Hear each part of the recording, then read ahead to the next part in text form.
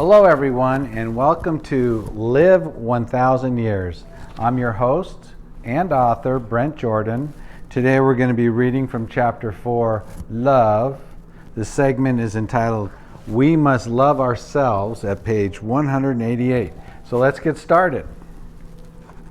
Psychologists, sociologists, and religious leaders tell us that before we can love other people, we must learn to love ourselves. Religious leaders also tell us that each individual on earth is specially created and not an accident. We're not a mass-produced product on a gigantic assembly line.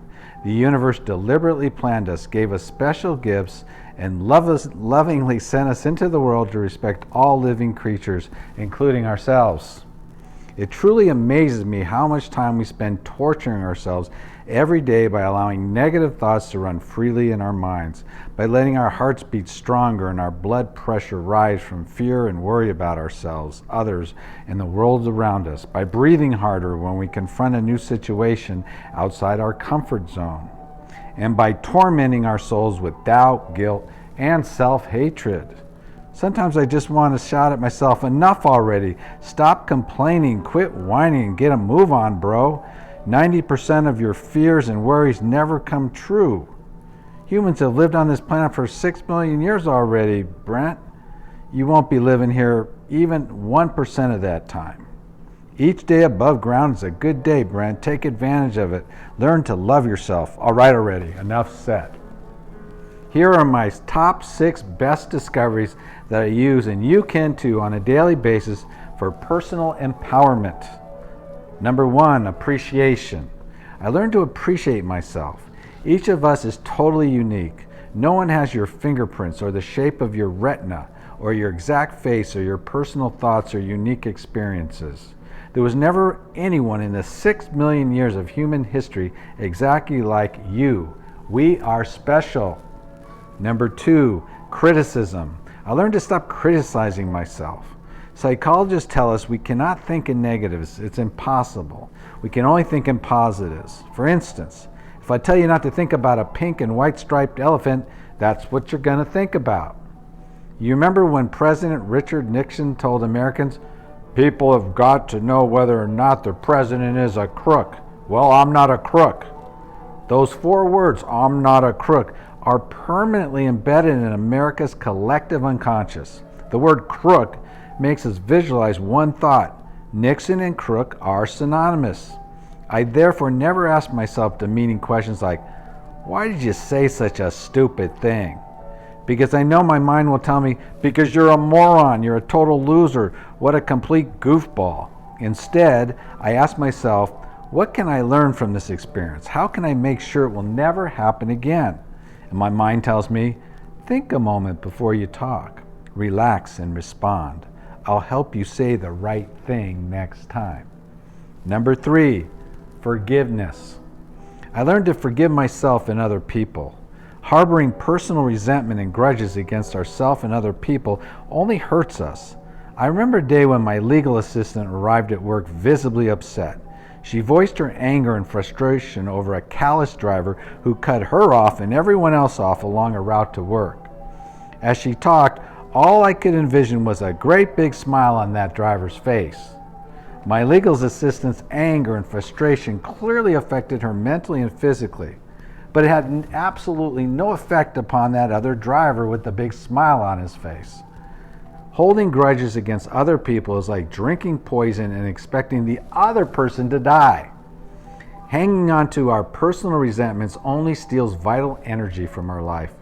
So we must reframe, forgive ourselves and others, learn from our past resentments, and redirect our energy upon what we want for our future. Where our focus goes, our energy flows. Number 4, comparing. I learned to stop comparing myself to other people. Comparing ourselves to other people only deflates our ego balloon. It takes all the fun and excitement out of our life. Envying other people's lives is never-ending pursuit. I've watched people climb the money ladder. When they're poor, they complain, if only I could become middle class like them. And when they're middle class, if only I could become a millionaire like them. And when they're a millionaire, if only I could become a multimillionaire like them. And when they're a multimillionaire, if only I could become a billionaire like them. And when they're a billionaire, if only I could become one of the 10 richest people in the world like them. When they're enough already. You get the picture. It reminds me during my 1990s when my friends and I crashed a really hip nightclub in Los Angeles. Please let us in the front door like them, we asked. Once inside the door, please let us have a reserved table like them.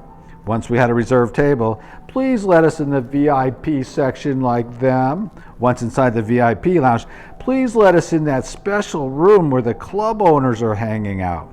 The bouncer laughed. It's the nightclub accounting office. There's nothing inside there but desks, computers, and paper. What the hell do you want to do in there? Item number 1, 2, 3, 4, 5, 6. I learned to compliment myself and gracefully receive compliments from other people. We need to stop responding to people's compliments with, it's nothing, anyone can do it, it was nothing really. No more self-put down. Instead, we'd be saying, thank you, period. We should strive to improve ourselves every day so we have something to compliment ourselves. Learn to do meditation, yoga, and a fun sport for exercise. Keep our house and cars clean. Wear classic clothes. Maintain a current hairstyle. Surround ourselves with positive people who motivate and empower us. Our thoughts should become our values and beliefs, which become our actions, which become our habits, which become our realities. And finally, number 8, priorities. I learned to do the things I loved. We should take actions that bring us personal pleasure and happiness and satisfaction. Put our own desires and priorities first instead of always trying to please other people all the time. For example, my family and friends never thought twice about me staying home when I was off work. But when I began traveling out of the United States, all I heard from them was, it's so dangerous there. Why do you want to go there? I read about all the kidnappings and murders going on. You want your children to have no father? At first, I felt guilty about putting my desires and priorities first, so I curtailed my trips abroad to please everyone else. Well, they were happy and I was miserable. Then I thought, do I want to become another Ivan Illich?